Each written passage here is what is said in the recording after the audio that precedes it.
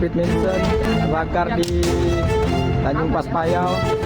Inilah detik-detik terbakarnya kapal cepat di perairan Lepas Payau, Kalimantan Utara. Kapal cepat yang berangkat dari pelabuhan SDF Tarakan menuju pelabuhan Tidung Pale ini terbakar. Nahoda yang mengetahui adanya kebakaran langsung mengarahkan kapal ke pesisir pantai. Penumpang pun langsung melompat ke lumpur untuk menyelamatkan diri. Tidak ada korban jiwa dalam musibah ini, namun 21 penumpang terjebak lumpur sedalam 50 cm. Kebakaran diduga akibat korsleting listrik dari mesin genset yang ada di atas kapal.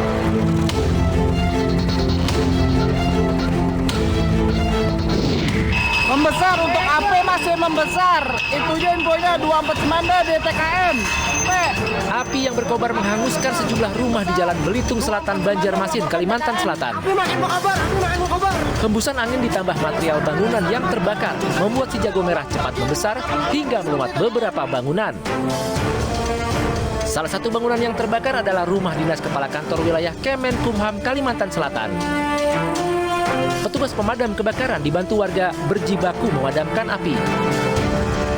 Api berhasil dipadamkan 1 jam kemudian. Hingga kini petugas masih menyelidiki penyebab kebakaran, sementara kerugian ditaksir mencapai ratusan juta rupiah.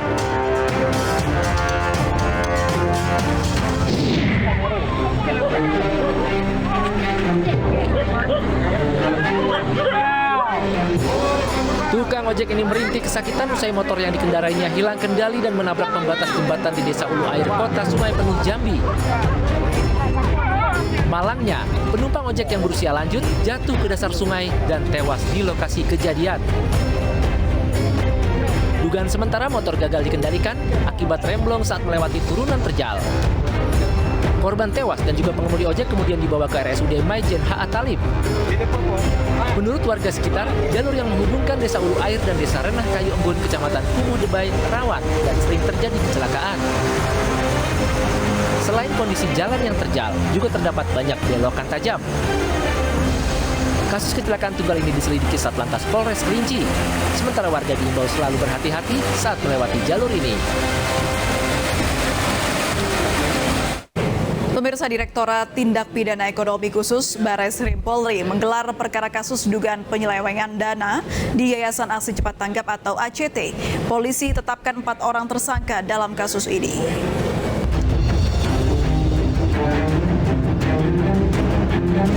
Di Tipideksus Bareskrim Polri hari ini menggelar perkara atas kasus dugaan penyelewengan dana di Yayasan ACT yang melibatkan pendiri Aksi Cepat Tanggap Ahyudin.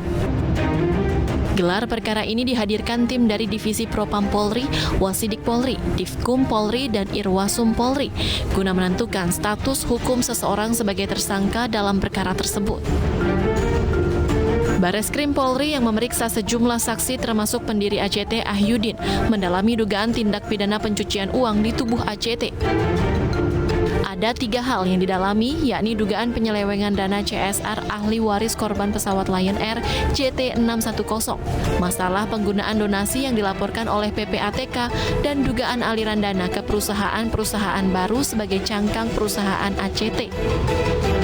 Dalam kasus ini, Bareskrim mengusut dugaan pelanggaran pasal tentang tindak pidana pencucian uang dengan ancaman maksimal 20 tahun penjara. Dan pemirsa, untuk mengetahui informasi terkini terkait gelar perkara kasus penyelewengan dana Aksi Cepat Tanggap atau ACT, sudah ada rekan Camar Haida di Bareskrim Polri Jakarta.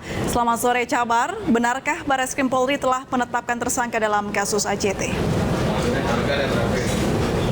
Ya baik, selamat sore April dan juga pemirsa. Benar sekali bahwasanya Bareskrim Polri telah menetapkan 4 tersangka dari kasus penyelewengan dana CSR oleh Yayasan Aksi Cepat Tanggap, dan 4 diantaranya ini merupakan Ahyudin selaku Ketua Pembina dari Yayasan Aksi Cepat Tanggap, di mana informasi yang kami dapat dari 138 miliar donasi yang diberikan dan juga dikelola oleh Aksi Cepat Tanggap dari perusahaan Boeing yang seharusnya diberikan kepada ahli waris, ada sejumlah 34 miliar yang diselewengkan, di mana untuk dana tersebut tersebut digunakan untuk kepentingan dan juga fasilitas pribadi.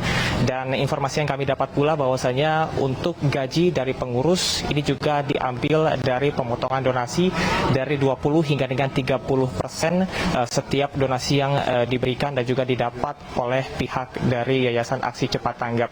Di antaranya 4 tersangka tersebut adalah Ahyudin selaku ketua pembina dengan gaji 400 juta. Sementara Ika ini merupakan pengurus yayasan yang mendapatkan gaji 150 juta. Kemudian juga ada atas nama HH, ini merupakan anggota pembina yang mengurus terkait dengan keuangan yang mendapatkan gaji 50 hingga dengan 100 juta rupiah. Dan yang terakhir adalah NIA, yakni anggota pembina yang membuat program-program CSR dan mendapatkan gaji 50 hingga dengan 100 juta rupiah. Dan berikut kutipan pernyataan dari Karopemnas Humas Polri, Brigjen Pol Ahmad Ramadan terkait dengan Ahyudin dan juga tersangka-tersangka yang memperkaya diri. Kemudian berdasarkan fakta hasil penyidikan diketahui bahwa saudara A yang memiliki peran sebagai pendiri juga sebagai ketua pengurus Yayasan ACT dan ketua pembina pada tahun 2019 sampai dengan 2022 dan juga sebagai pengendali Yayasan ACT dan badan hukum terafiliasi dengan Yayasan ACT.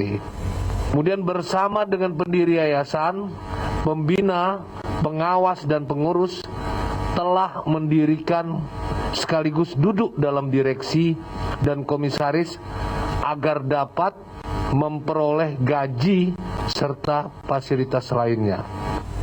Bahwa hasil usaha dari badan hukum yang didirikan oleh yayasan seharusnya juga digunakan untuk tujuan berdirinya yayasan.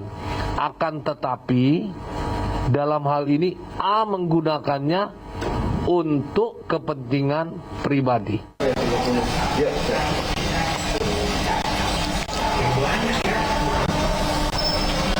Baik, sementara demikian April, kembali ke Anda di studio. Terima kasih Camar Haenda, selamat bertugas kembali. Baik, pemirsa, kami akan memperbarui informasi Anda usai kumandang azan maghrib untuk wilayah DKI Jakarta dan sekitarnya.